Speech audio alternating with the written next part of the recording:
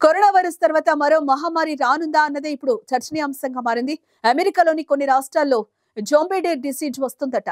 ఇది మనుషులకు కూడా సోకే ప్రమాదం ఉందని వైద్య నిపుణులు హెచ్చరిస్తున్నారు. దీంతో ఈ వ్యాధి ప్రభావం ఎలా ఉంటుందో, మనుషులపై ఎటువంటి ప్రభావం చూపనుందో అన్నదే చర్చనీయాంశంగా మారింది.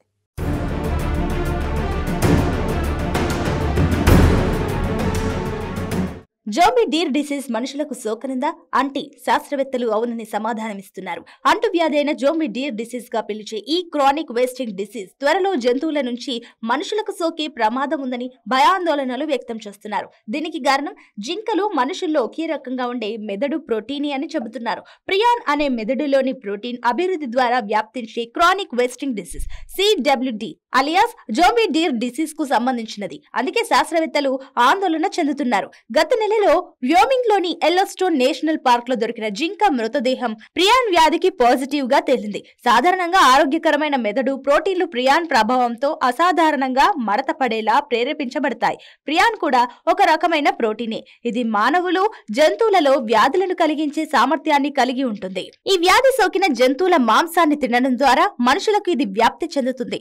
ప్రియాన్ వ్యాధి లక్షణాల్లో మతి భ్రమించడం, నడవడం, మాట్లాడడం కష్టంగా మారడం, గందరగోళంగా ఉండడం, అలసట, కండరాలు దృఢత్వం లాంటివి కనిపిస్తాయి.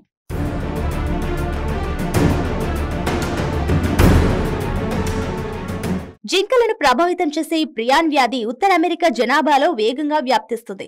జోంబీలాగా నడవడం ఈ లక్షణాలలో ఒకటి కాబట్టి పరిశోధకులు దీనిని జోంబీ వ్యాధి అని పిలుస్తున్నారు. CWD చాలా కాలంగా జింకలను ప్రభావితం చేస్తుంది. గత నెలలో ఎల్లోస్టోన్ లో మొదటి కేసు వెలుగు చూసినప్పుడే ఈ ప్రాణాంతకర వ్యాధి ఏదో ఒక రోజు మానవులకు వ్యాప్తించవచ్చని పరిశోధకులలో ఆందోళన పెంచింది. CWC ప్రకారం ఈ రకమైన ప్రియాన్ వ్యాధి పొరపాట్లు చేయడం, బరువు తగ్గడం, బద్ధకం, ఇతర నాడీ సంబంధిత లక్షణాలను కలిగిస్తుంది.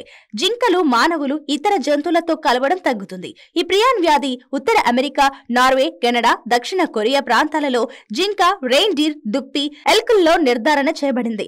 మానవులలో జోంబీ వ్యాధి వ్యాప్తి చెందుతుందని శాస్త్రవేత్తలు హెచ్చరించడంతో నెటిజన్లు భిన్న రకాలుగా స్పందిస్తున్నారు. ఇది మరో COVID-19 లాంటిదని ఒకరంటే, ఇన్ని రోజులు చచ్చిన మనుషులు నడవడం సినిమాల్లో చూసాం, ఇప్పుడు రియల్ గా చూడాల్సి వస్తుందేమో, ఇది మానవాళికి అంతం అని మరికొందరు భయాందోళనలు వ్యక్తం చేశారు.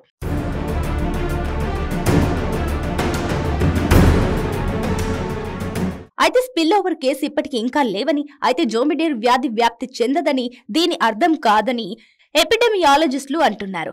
క్రానిక్ వేస్ట్ డిసీజ్ అనేది బోవిన్ స్పాంజిఫార్మా ఎన్స్ఫాలోపతిలో సహా ప్రాణాంతకర నరాల సంబంధిత రుగ్మతాలకు సమూహం.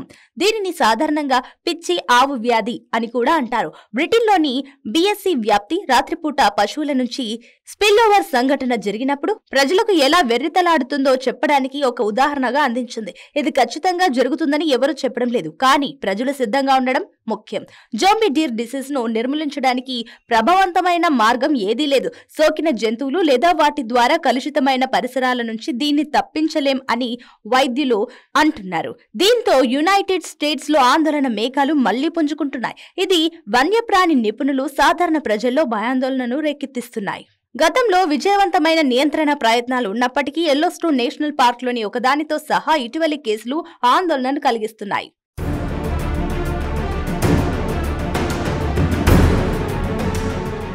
న్యూయార్క్ పోస్ట్ నివేదించినట్లుగా ఈ ప్రాణాంతకరమైన ప్రియాన్ వ్యాధి ద్వారా ఎదురయ్యే నిరంతర ముప్పును నొక్కి చెబుతున్నాయి.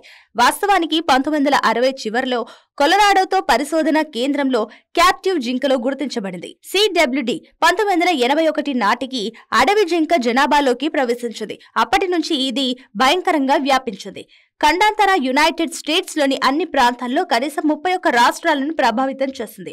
మానవుల్లో CWD ఇన్ఫెక్షన్ కేసులు నివేదించిన ఇటీవలి అధ్యయనాలు కొన్ని నాన్ హ్యూమన్ ప్రైమేట్లకు సంభావ్య ప్రమాదం గురించి ఆందోళనలు లేవనెత్తాయి. CWD వంటి ప్రియాన్ వ్యాధులు ఏజెంట్ల మానవ ఆహార గొలుసులోకి ప్రవేశించకుండా నిరోధించడం చాలా కీలకమని ప్రపంచ ఆరోగ్య సంస్థ చాలా కాలంగా నొక్కి చెబుతుంది. దీంతో నిర్దిష్ట జాగ్రత్తలు తీసుకోవాలని నిపుణులు కోరుతున్నారు. జబ్బు పడిన లేదా వింతగా ప్రవర్తించే జంతువులను నివారించండి.